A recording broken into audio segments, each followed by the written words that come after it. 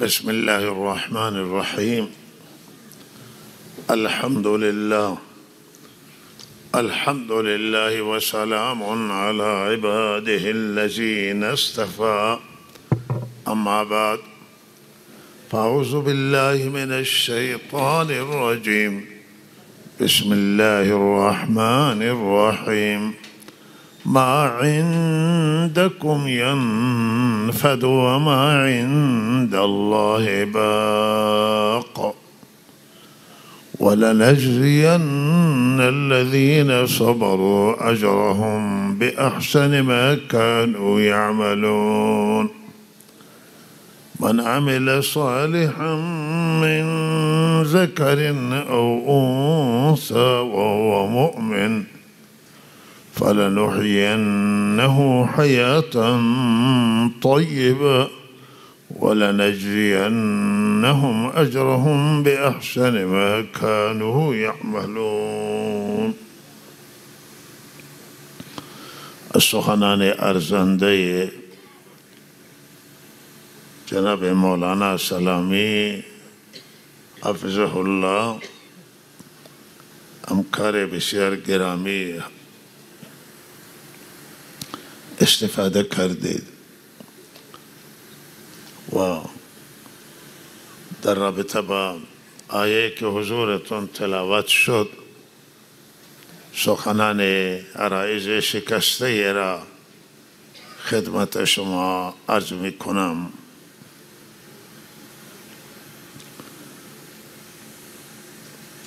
که الله تعالی می فرماید که این همه نعمت هایی که به ما عنایت کرده و فرصت هایی را که به ما داده است، فرصت های مالی و فرصت های گوناگون و این نعمت های متنوع و اقسام نعمت ها، انواع نعمت ها که الله تعالی عنایت کرده است،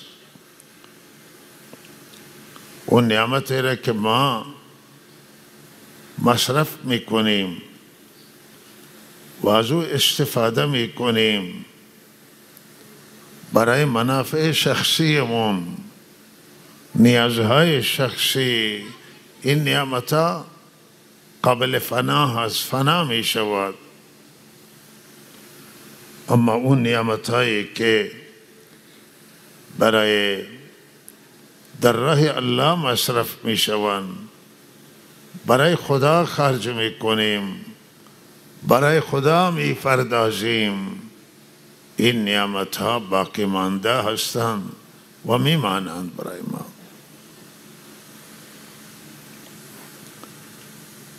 الله تعالی ثروت داده، مال داده و او مالی را که ما برای خودمون خرج بکنیم، غذا میگیریم، لباس میگیریم و برای شخص خرج میکنیم، خود شخصمون، این نعمت ها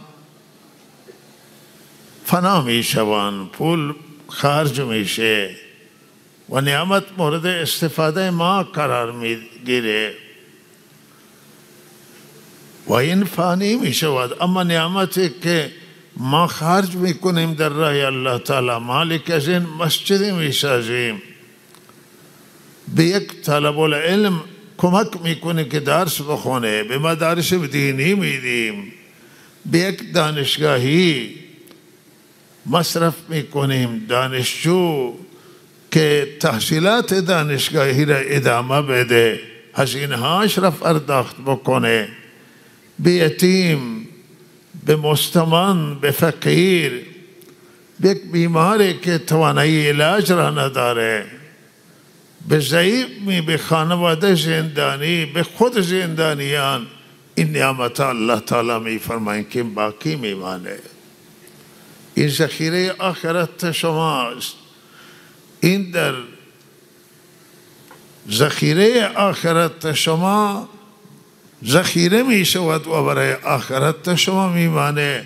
هم در دنیا شما ثوابش را می بینی و پاداش میبینی که الله عنایت میکند و هم در آخرت اجر عظیم و پاداش بزرگ در آخرت به شما میرسد. توجه داشته باشید که فرزندان هم در همین مسئله داخلند و بالاخره آیه شامل و جامع هست.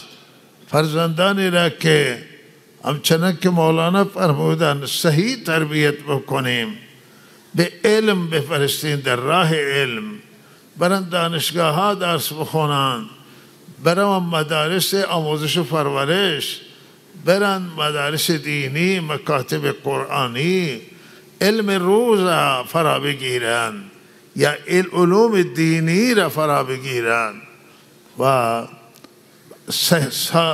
صالح تربیت بشوند، به درد جامعه بخورند، به درد اجتماع بخورند و مردم از فرزندان من و شما استفاده بکنند. این فرزند برای ما عمل باقی هست و ماندگار اجرش. و در حدیث شریف آمده است که از اعمال باقی مانده شما در دنیا، وقتی از دنیا می روید، عملی که باقی مانده هست و باقی میمانه فرزند صالح است. فرزند را نیک تربیت کردید، صالح تربیت کردید، الله را بندگی میکنه، در پرتو تربیت و تعلیم شما راه درست میبرد، به خلق خدا نفع میرساند. لحظه ای فرزند جز عمل باقی مانده شما هست و ثواب برای شما در قبر و در آخرت جاری می شود. ایام تحصیلات و باز شدن مدارس آموزش و پرورش هست و مدارس دینی. الان تعطیلاتشون هم به همین تابستان شده، مکاتب، مدارس و روی این اگر فرزندان درست تربیت بشوند، فرزندان بروند برای کسب علم و علم کسب کنند، دانش کسب کنند، مواظب فرزندان باشید که به انحراف کشیده نشند و سالم بمانند برای شما. لحظه این فرزندان عمل باقی شما، بهترین عمل باقی شما، بهترین سرمایه شما، ثروت شما، بهترین دارایی شما مال نیست، بلکه بهترین سرمایه شما اولاد صالح و فرزندان صالح که شما اونها را درست تربیت کردید و صحیح تربیت کردید و مواظب اونها شدید که به فساد گرایش پیدا نکنند، برای فساد کشیده نشوند، مردم نکشند، راه نبندند، مردم آزاری نکنند، گرفتار دام اعتیاد نشوند، انواع دامهای شیطانی به آن گرفتار نشوند، فساد اخلاقی پیدا نکنند، جنایتکار نشوند و مردم آزار نباشند، فرزندان سالم باشند،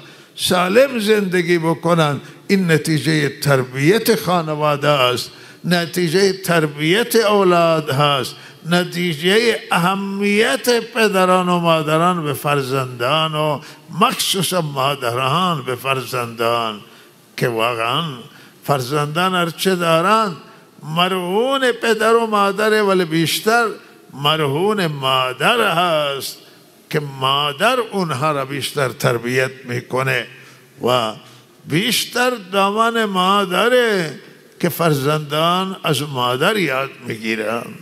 خاطرهای مادر و دلسوزی های مادر برای فرزندان بسیار تاثیرگذار است و الله تعالی همه را توفیق بده که مواظب فرزندان باشید، فرزندان ویل نکنید، رها نکنید و مواظب شدید فرزندانتون باشید.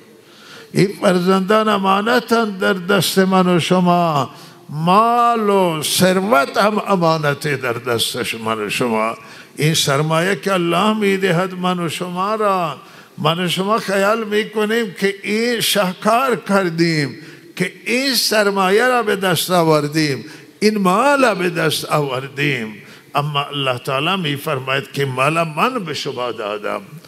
الله که مال میدهد، الله که فرزندان را هم عنایت میکنه، ثروت میدهد، هر چه دارایی من و شما هست همه و همه به الله برمیگردند. ولهذا این مال نعمت بدانیم، از این استفاده بکنیم، اسراف نکنیم برای خودمون، به اندازه نیاز مصرف بکنیم.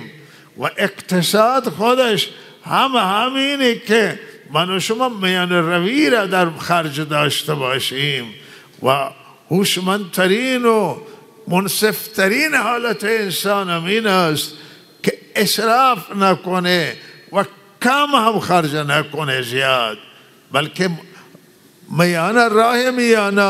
راه متوسط را در خرج کردن، در مصرف کردن اختیار بکند.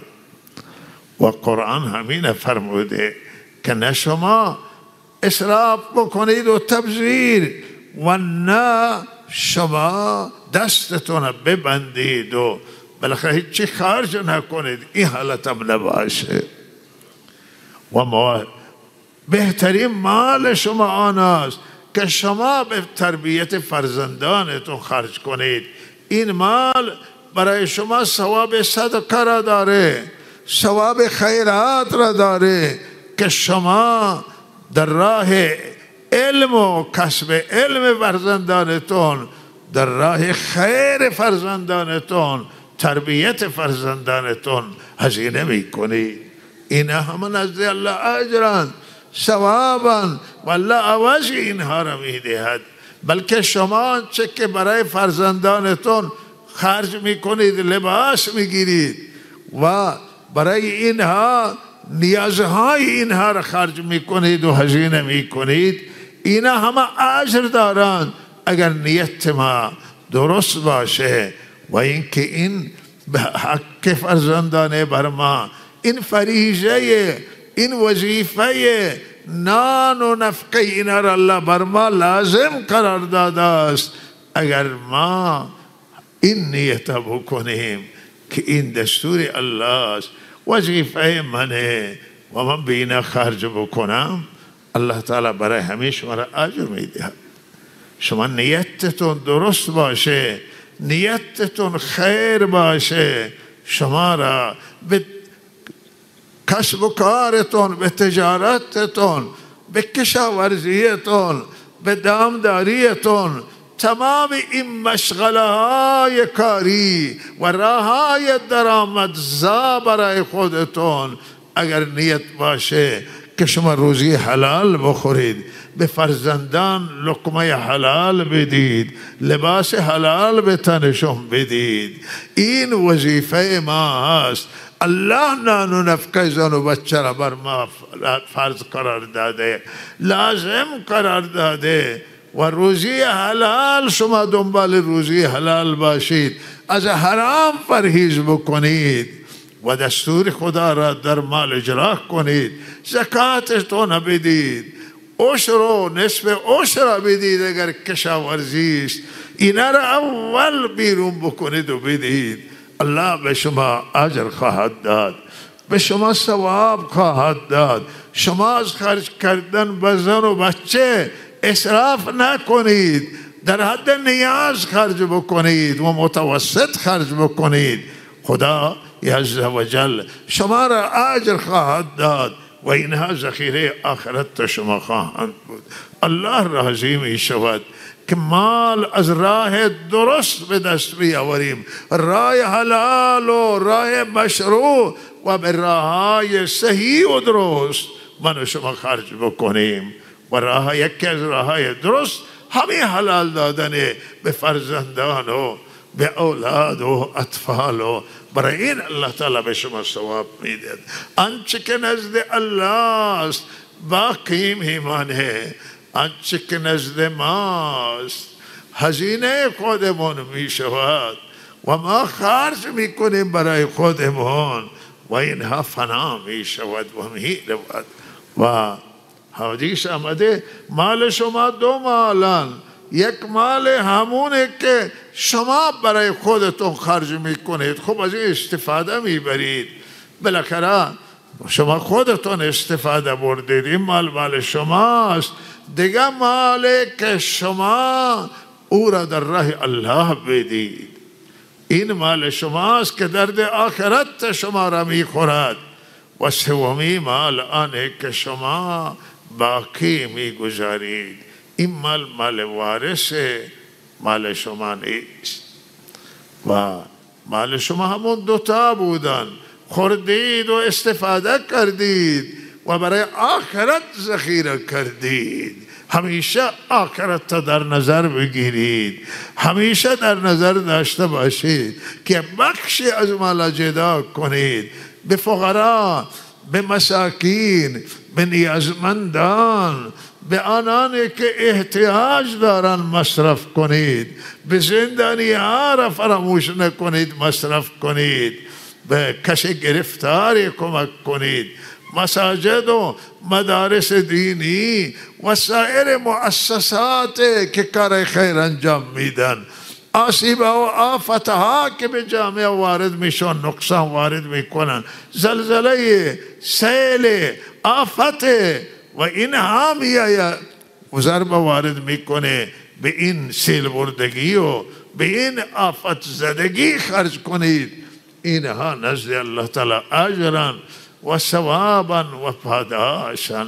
بلکه اگر شما همین نانی که میخورید، همان چه که برای خودتون هزینه میکنید، شما زاویه نیتتون را تغییر بدید، برای لذت نباشه و برای اینکه شما از این بالاخره استفاده ببرید، استفاده مادی این نباشه، بلکه نیت این باشه که تقویت حاصل کنم بر بندگی الله. انسان سالم میتونه الله را بندگی بکنه. من وظیفه‌ام را انجام بدم با این تغذیه خودمان و غذا. این نعمت پروردگاره. لباس میخرید، اظهار میکنید نعمت الله تعالی را. کفش میخرید، میگه با این نعمتی که الله بر من انعام کرده مردم ببینند. شما نیتتون اگر درست باشه، با همان چه که برای شخص و نفستون خرج میکنید، نزد الله تعالی اجر میشوند. استراحت میکنید به نیت این که بلند بشید، نماز سحر بخونید، زودتر بخوابم که برای سحر بیدار بشم، زودتر بخوابم که برای نماز صبح بیدار بشوم. و اینها امی خواب هم عبادت می شود اگر نیت درست باشه. الله تعالی من و شما را توفیق بده. بستگی داره که نگاه ما چه نگاهی باشه. اگر نگاه ما بره به سمت الله تعالی، بره به سمت آن که به خلق خدا منفعت برسانیم، به خلق خدا خیر برسانیم، نیت ما خیر باشد، در تمام کارهای جائز ما را نفع میرسه، ثواب میرسه. کار ناجائز، کار گناه هیچ وقت به نیت ثواب نکنید که گناه است و گناه ثواب نمی شود.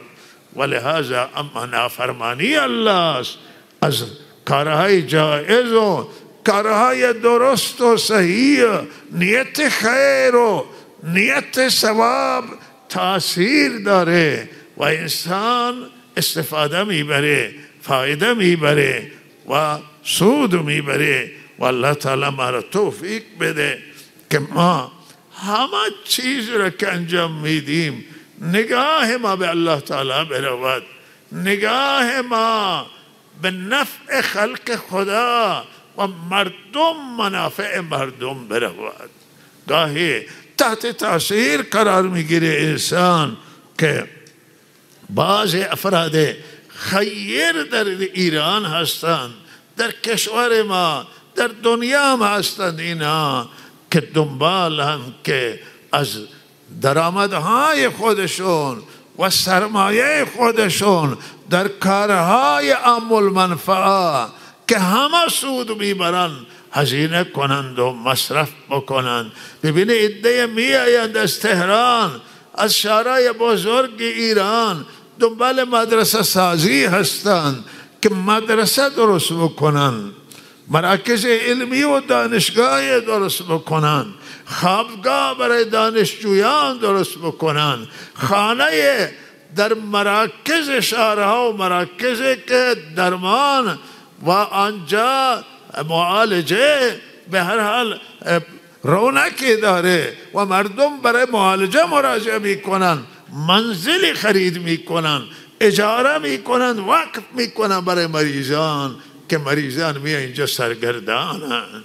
گاهی توی زاهدان میبینیم که از داخل بلوچستان از اون مرزها مرزنشینا میآیند اینجا بیمارستان و اینجا معطلن، پول ندارن برن مسافرخانه هتل و آشنا ندارن که به خانه کسی بروند. الا آشناها هم از مهمان فرار میکنن، محبت و مهمان نوازی نمانده در جامعات و لحاظ اینها در پارکا خوابان و سکن خیابانها نشستن، مردن زنن و سرگردانن و چقدر اجر و ثواب میبره کسی که اینجا منازلی را در اختیار بگذاره، منزلهای را اجاره کنه برای مسافرین که وقتی اینها میآیه اینجا سرگردان نشن، سرپناهی باشه برای اونها، به هر رخت خوابی باشه که اینجا استراحت بکنن. و بعضی را میبینی که دنبال این کارن و بعضی هیچ به این توجه نمی کنن. الله ثروت داده، مال داده، ولی از مالشون خودشون هم چند استفاده نمیبرن که بهتری استفاده همینه و دیگران هم استفاده نمی کنن. پول را پس انداز می کنن، جمع می کنن و فقط منافع شخصی را می دانن و فکر منافع جمع نیستن.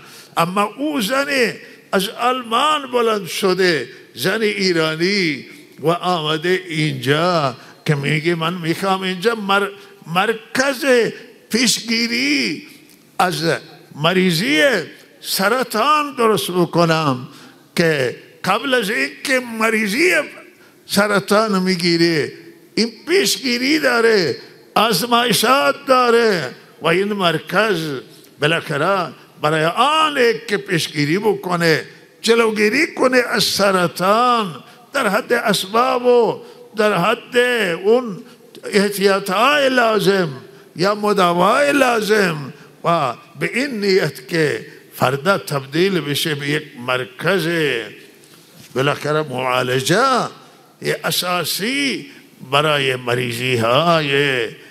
مریضی های سرطان.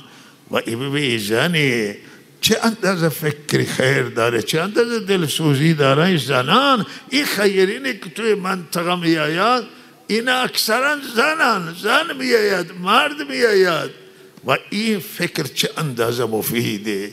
میرن توی روستاها، میرن توی بیابانها و برای آن که نگاه کنن که چه کاری اینجا میتونن یا وسائل برسانن و ابزار و وسائل بچه های مدارس دولتی را برای اونها برسانن، کفش، لباس، کیف، قلم و دفتر و اینها چه اندازه نزد الله تعالی ارزش داره که در فکر دیگرانن.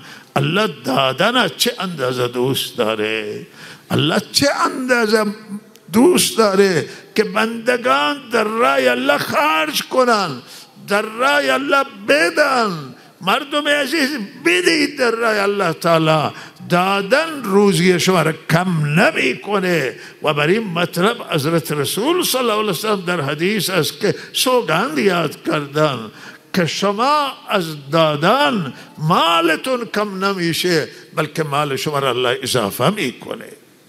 و همین آمده که ما انفقتم من شیء فهو یخلفه و هو خیر الرازقین. آنچه که شما خرج میکنید از اموالتون، الله عوض میده به شما و عوضش به شما میرسه.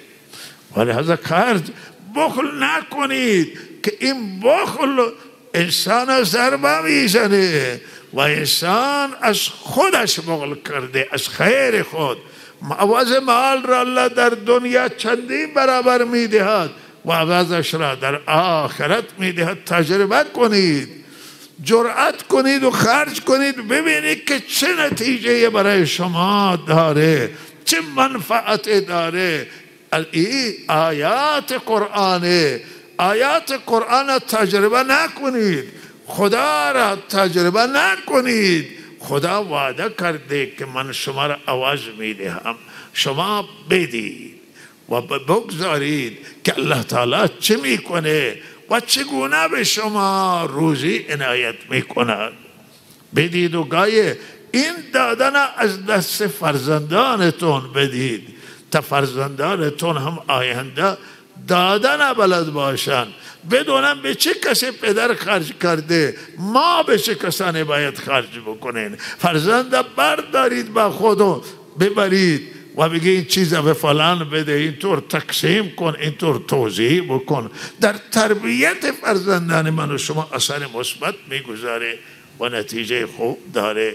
الان بعد از همین جریانات اخیر مردم ایران یک عجیب همبستگی پیدا کردن با هم و همدردی پیدا کردن، همدلی در ملت ایران پیدا شده. مردم ایران بیداری در مردم ایران آمده و لحاظا در برای همیشه به کمک رسانی مناطق مخصوصا مرزی را و دور افتاده را از مرکز کشور بیشتر شناسایی کردن مردم ایران و الان میایم برای کمک کردن.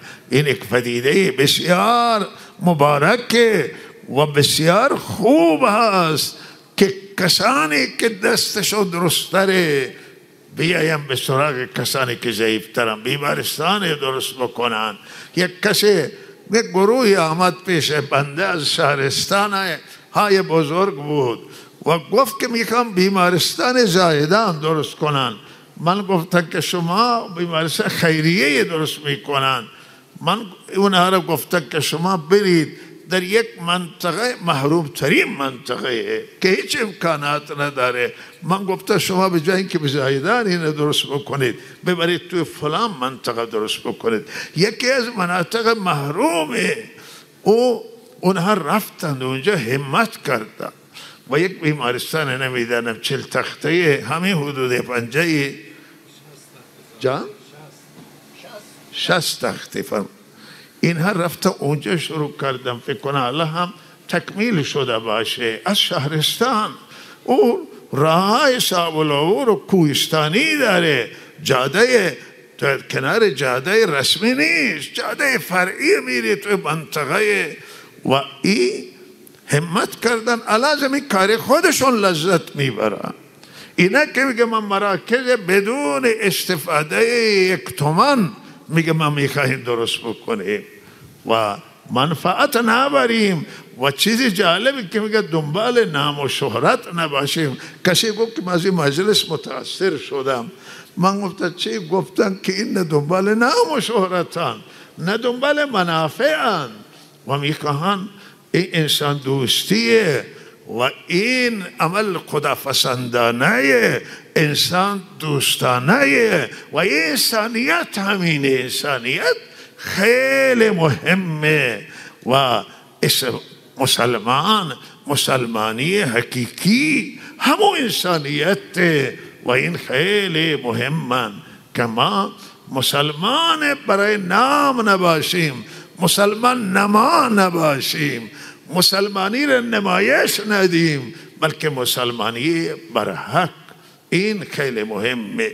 به فکر دیگران باشیم، غم دیگران بخوریم، به درد و متوجه باشه که توی دنیا چه هست و کجا مظلومه، برای او دعا کنیم و برای اون نگران باشیم. کجا گرسنان، کجا قحط زدن، کجا مشکلات وجود داره، اگر دست ما نرسه حداقل ما دعای بکنیم و در فکر باشیم که رسیدگی بکنیم. الله من و شما را توفیق عنایت کند. به هر حال ایامی هست که بالاخره ایرانیان، مردم ایران به هر حال بسیاری کشته دادند و به خاطر یک سری خواسته ها و مطالبات و به هر حال ما هم دردی میکنیم با تمام خانواده هایی که عزیزانشون از دست دادن و جانباختگانی که به هر حال از دست رفتند و کشته شدند و در هر صورت اون خواسته هایی که مردم مطرح می کردن خواسته های زیاد بسیار به حق و به جای بود که می خواستن عدالت می خواستن و خواسته مردم بود که تبعیض ها رفع بشوند.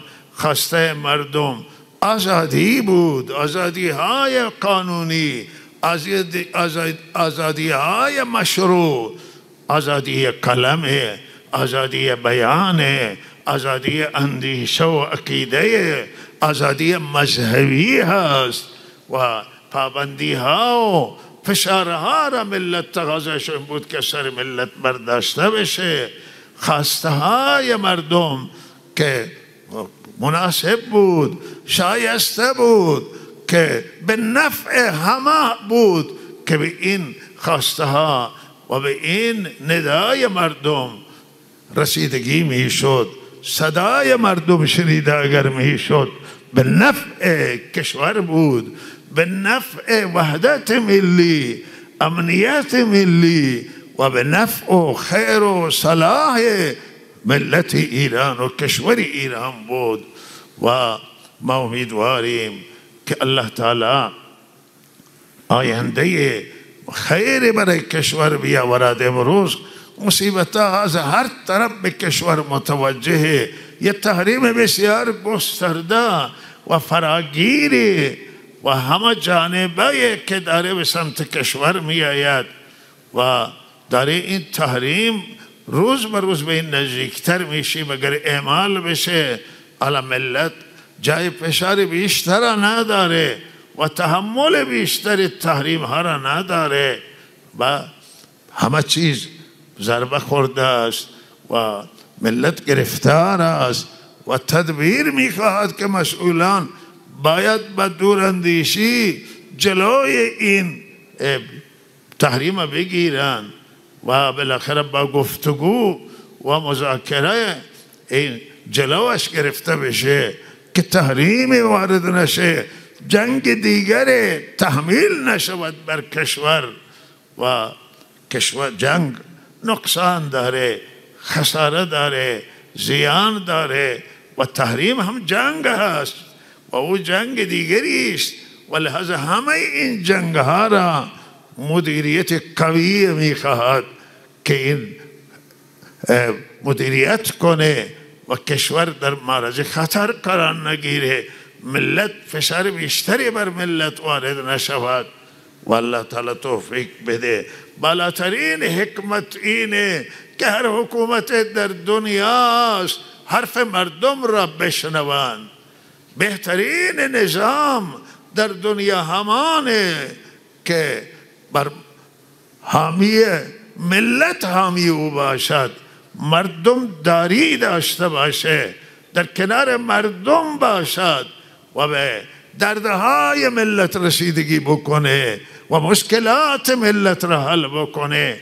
این بالات مهمترین دغدغه باید هر کشوری در دنیا مسئولان کشور باشه و حکومتهای دنیا باشد و این حکومت مردمی است که در فکر مردم هست و در کنار مردمه و به درد مردم بخوره و درد مردم را رسیدگی بکند. و الله تعالی همه ما را توفیق عمل عنایت کنه.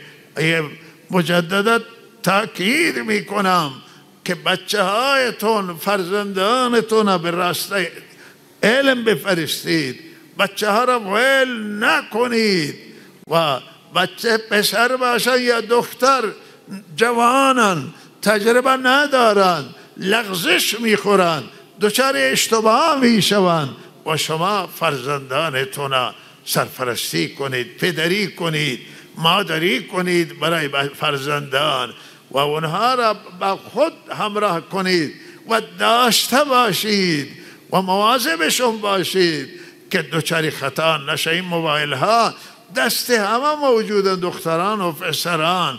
اگر من و شما غافل باشیم پسر لغزش میخوره، دختر لغزش میخوره و یک چیز با اشتباهی میکنن که جبران ناپذیر میشود، بعد نقصان پیدا میشه. و جوانان همه توصیه میکنم که همه به سوی علم برن دنبال کال سالم برن. جوانان عزیز، هیچ نعمت شما نمیتوانید پیدا بکنید که از دین برای شما بالاتر باشد. شما با خدا زندگی بکنید، نمازهایتون بخوانید، به مساجد برید، روز جمعه به نمازهای جمعه شرکت کنید و شما جوانان عزیز جوانان به خدا باشید، مرتکب خلاف نشید، مرتکب گناه نشوید. الان گناه فراوان متاسفانه، مواد مخدر توزیع میشه توی شهر، مشروبات الکلی فراوان شده و دیگر آفتها و آسیبان. جوانان اینها را تجربه نکنید. با افراد که اخلاق را از دست دادن، خلافکارن، گروگانگیرن، رهزنن، قاتلن و مردم آزارن، با این نوع افراد همراه نباشید. اینها به ضرر دین و دنیای شما، دنیا و آخرت شما را تباه میکنن. با افراد صالح برید با جماعتهای تبلیغی، بیایید درس قرآن یاد بگیرید، برید دانشگاه ها، برید مدارس دولتی، برید قانون کارآموزی، حرفه یاد بگیرید، کار یاد بگیرید، شغل یاد بگیرید. شغلهای درست علی فراوانه، برید اینها را یاد بگیرید. دوره اونجا به شما نشان میدن و کارگاه دائره آموزش میدهند و بعد شما میتوانید که حرفه درست در زندگی شرافتمندانه، روزی حلال، کسب و کار حلال یاد بگیرید و کسب و کار کنید.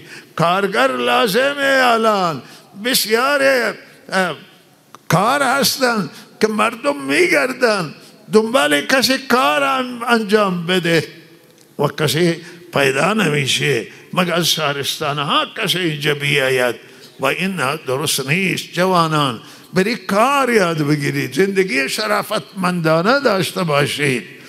عده به خرابه ها و فارق ها و جمع می شوند و بالاخره اونجا حرف های میزنند که اینها به ضررشون تمام میشه، آیندهشون تاریک میکنه. ببینید، مواظب باشید. شما جوانان دست جوانان بگیرید، اونها را برای خیر دلالت کنید و بدانید که برای شما دامها انداخته شده است. بسیار در صددن دنبالن که شما را گمراه کنند، شما را بیراه کنند، شما سوی استفاده بکنند و شما را به بیرها بکشند. مواظب باشید که شکار دشمنان شیاطین جنی و انسی نشید، گرفتار هواهای نفسانی نشوید. جوانان مسیر صحیح، راه درست حیاتیه، راه حضرت رسول صلی الله علیه وسلم، راه بهتر نمیتونی پیدا بکنید. راه قرآن، راه حضرت رسول صلی الله علیه وسلم بهترین راه. از این راه بهتری نیست. مسئولان، علما، اندیشمندان و همه مردم ریش سفیدان و طایفه‌های مختلف توصیه بنده به شما، به خودم اول و به شما که همه ما از خدا بترسیم، تقوا را رعایت کنیم، فکر مردم را داشته باشیم، درد مردم را داشته باشیم، مردمی فکر بکنیم، برای خدا فکر کنیم، فکر برای مردم همان فکری، این فکرم برای خدا فکر کنیم. و لحاظا با خدا زندگی کردن زندگی سالمه. دنیایتون آباد میشه، آخرتتون آباد میشه. نمازها را پایبندی بکنید، زکات اموالتون بدید، از الله غافل نباشید، ذکر خدا را بکنید، همیشه خدا را یاد کنید، گناه نکنید. شما الله را اطاعت کنید، با خدا زندگی کردید. الله تعالی ہمارا توفیق عنایت کنه، ہمارا موفق. صلی اللہ علیہ سیدنا محمد و آلہ و صحبہ اجمعین.